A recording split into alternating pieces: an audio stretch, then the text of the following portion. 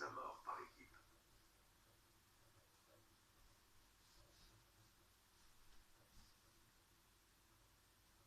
N'oubliez pas, vitesse et agressivité, messieurs. Eh bien, bonjour à tous, je suis Luluxio, un nouveau youtubeur. Voilà, je suis un petit nouveau sur YouTube, c'est la toute première vidéo que je mets donc sur YouTube.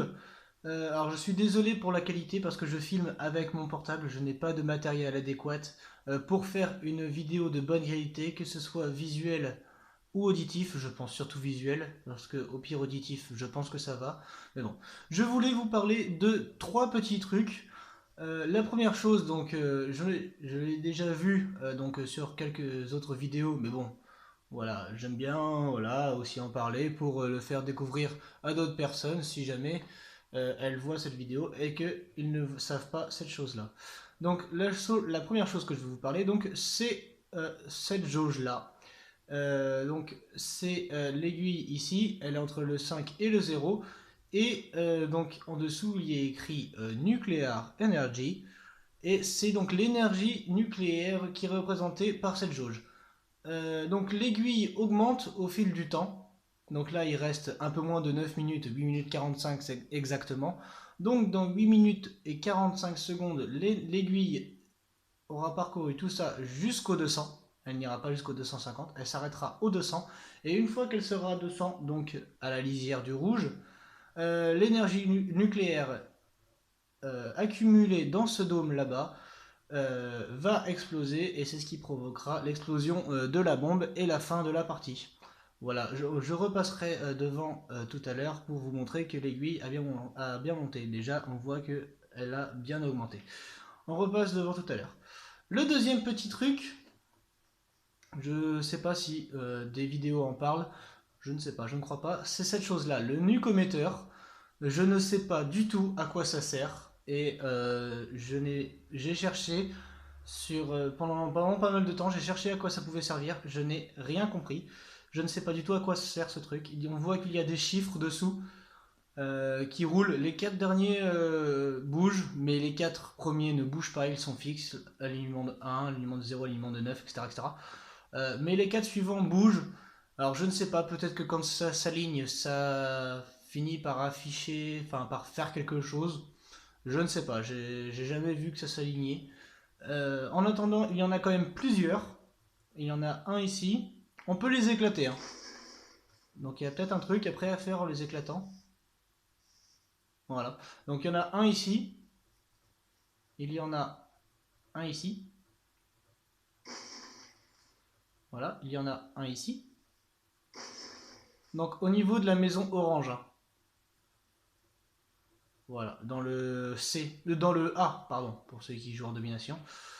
Et un autre ici, donc on en est à 4. Et c'est tout. Pour la maison orange, c'est tout. La maison orange qui est aussi la maison Mason, petite référence au personnage principal de la campagne. Voilà, donc on en était à 4. On arrive donc dans la maison bleue, la maison Woods, personnage emblématique de la série de Call of Duty. Donc on en a un ici, pareil, hein, toujours les chiffres qui roulent. Donc 5, on en a un juste derrière. 6, on sort, on va vers la droite. 7. Alors là, il y en a deux l'un à côté de l'autre. Et si on regarde, les chiffres sont liés, hein. Ils affichent la même chose. Donc on voit le 4 et le 4 et 3 qui sont maintenant alignés. Et ici, 4 et 3 aussi qui sont alignés. 32, 21. Et ici, hop, 32, 21. Voilà. Donc ça affiche la même chose. Donc, hop là, n'importe quoi. 7, 8, pardon, 8 et 9. Voilà. C'est tout. Il n'y en a pas d'autres. Enfin, je ne crois pas. J'ai regardé sur toute la map. J'en ai pas vu d'autres. Donc, il y a 8 nucométers et je ne sais pas du tout à quoi ça sert. Si jamais vous savez à quoi ça sert, vous pouvez me le dire dans les commentaires. Voilà, parce que ça m'intrigue. Et puis j'ai vu ça, ça m'a assez surpris. Bon, pour le truc de la population, les gens, pas beaucoup, quasiment tout le monde sait. Le chiffre ici, enfin le nombre, affiche donc le nombre de population qu'il y a sur la map. Enfin, le nombre de personnes, le nombre de joueurs. Que ce soit des vrais joueurs ou des bottes. Hein. Voilà. Mais c'est pas ça, de ça que je voulais vous parler. Ce que je voulais vous parler, c'est cette horloge ici. Voilà, cette horloge-là, ainsi que celle-là. Elles ont une particularité qui est d'afficher donc déjà d'une la même heure. Mais bon, ça vous me direz, c'est normal, dans une même maison. Mais elle a aussi la particularité d'afficher l'heure qui est ici. Donc sur Xbox 360, vous faites le petit bouton du milieu et vous verrez votre heure s'afficher. Donc en haut à droite, donc là à l'heure où je filme, donc il est 11h49, donc minuit moins 10 exactement. Et donc si on regarde exactement, on voit bien que l'horloge indique minuit moins 10. Et pareil pour celle-là. C'est les deux seules horloges qui affichent cette heure, qui affichent l'heure en temps réel. Sur le reste de la map, je ne crois pas, du moins. Je n'ai pas vu une autre horloge afficher l'heure exacte aussi. Hein.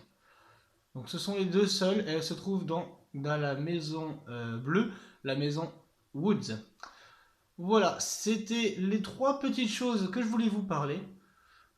Voilà, c'est la chose qui m'a le plus surpris quand même, c'était pour l'heure, au niveau des horloges. J'ai trouvé ça étonnant, j'ai vu l'heure, je me suis dit, bon, peut-être qu'au bout d'un moment, il va se passer quelque chose. J'ai recommencé une autre partie, et puis je me suis rendu compte que l'heure avait changé. Et j'ai vu que l'heure avançait au même... c'était vraiment le rythme des secondes. Et je me suis dit, ben, qu'est-ce que c'est? Et est-ce que c'est pas l'heure réelle? Et effectivement, c'est bien l'heure exacte. Donc si vous faites une partie personnalisée ou partie en local ou même en ligne, et que vous regardez ces horloges donc sur Nuketown 2025, vous verrez l'heure s'afficher en temps réel. Donc quand, imaginons, vous passez là, machin, hop, vous spawnez ici, hop, vous rentrez dans la maison, vous passez devant l'horloge, vous voyez l'heure qu'il est, et là vous vous dites, waouh, ça fait déjà 18 heures que je joue, ce serait peut-être temps que j'arrête. Non, voilà, c'était un truc qui m'a surpris, donc je me suis dit pourquoi pas le partager à un maximum de personnes. Pour revenir à la jauge, donc on voit bien que l'aiguille a bien augmenté, elle est entre le 100 et le 150, il reste 2 minutes 30 de jeu, donc dans 2 minutes 30 l'aiguille sera au niveau du 200, et la partie se terminera parce que l'énergie nucléaire accumulée dans ce dôme va exploser. Voilà, un autre petit truc aussi, là ça c'est un petit truc auquel je viens juste de penser. Vous voyez donc sur le balista que j'ai, en haut, juste au-dessus, donc j'ai mis le processeur balistique.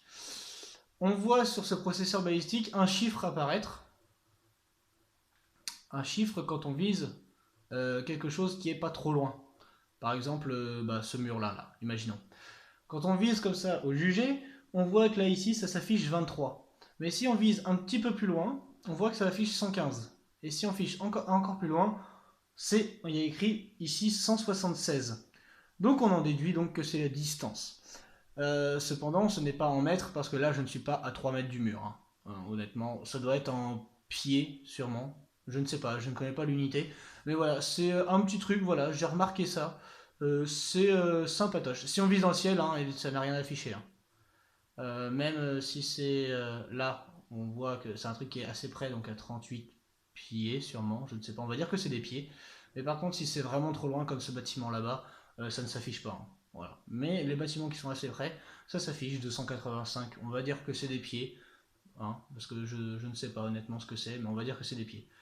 Voilà, donc le processeur balistique qui affiche la distance exacte à laquelle vous vous trouvez de tel ou tel objet, ou telle personne, etc. etc. Voilà, c'est les trois petits trucs et le petit truc du processeur balistique que j'ai remarqué. La vidéo se termine dans 40 secondes. Voilà. Donc la jauge donc, qui est à 150, dans les 30 dernières secondes, c'est là où l'aiguille s'excite le plus, on peut dire ça comme ça, parce qu'elle va parcourir de 150 jusqu'à 200, donc là en moins de 25 secondes. Voilà. Voilà, c'est tout ce que je voulais vous dire. Vous pouvez aimer la vidéo si vous avez aimé, moi ça me ferait extrêmement plaisir. Vous pouvez la partager si vraiment vous avez pris votre pied, que vous avez vraiment kiffé. Voilà, on voit bien l'aiguille là qui s'énerve, attention elle arrive au 200, hop, voilà, partie terminée. Ah, peut-être, même un peu plus. Bon, on va dire à peu près au 200. Mais il y a égalité. Environ 200, c'est le temps maximum, le temps maximum que la partie peut prendre. Donc voilà, donc je disais, vous pouvez partager la vidéo si vraiment vous avez pris votre pied, si ça vous a fait kiffer, si voilà, c'est le maximum. Non, bien sûr, tout ce que je dis c'est ironique. Mais vous pouvez quand même l'aimer, la partager si vraiment vous voulez le faire découvrir à des potes à vous. Vous abonner, je ne pense pas que ce soit nécessaire. Voilà, parce que je pense que dans l'avenir, je ne mettrai pas d'autres vidéos en ligne, mais bon, on ne sait jamais. Voilà, c'est tout ce que je voulais vous dire. Je vous souhaite bonne soirée et une bonne journée, et à plus. Ciao.